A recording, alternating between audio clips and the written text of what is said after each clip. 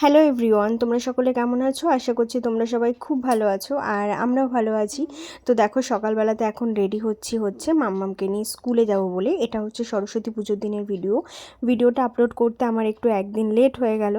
মানে আমি তো ঘরে পুজো করিনি, সে কারণে মাম্মামকে নিয়ে চলে গেছিলাম হচ্ছে দুপুরবেলাতে ওর স্কুলেই ও অঞ্জলি দিয়েছে। তো সে কারণেই আগে মাম্মামকে রেডি করে তারপর এখানে নিজেও রেডি হয়ে নিয়েছি। আর আজকে বাকি সব জায়গাতে ওয়েদারটা কেমন জানি না, কিন্তু এখানে বেশ গরম, বাইরে মেঘলার জন্য মানে ভীষণই গরম। আর শাড়ি পরে আমার যেন আরও বেশি গরম লাগছিল, যে কারণে আমি একটু ফ্যান চালিয়ে নিয়েছিলাম, তাই চুলগুলো উঠছিল। তো এই যে এখন রেডি হয়ে আমরা স্কুলে চলে এসেছি, আর এখানে ঠাকুরমশাইও আমরা আসার কিছুক্ষণ পরেই চলে এসেছে। উনি পুজো করতে বসে গেছেন।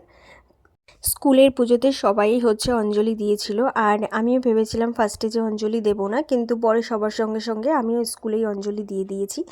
আর এই যে দেখো এখানে মামাম হচ্ছে ওর ফ্রেন্ডসের সঙ্গে হচ্ছে কথা বলছিল। মানে ওরা তো পুজো জিনিসটা সেভাবে খুব একটা বোঝে না, কিন্তু তবুও এখানে কি বলছিল বলো তো, মানে ওর মাথায় শান্তির জল পড়েছে, তো সে কারণে ও বলছিল শান্তির জল পড়লে নাকি সরস্বতী মা বিদ্যা বুদ্ধি দেয়।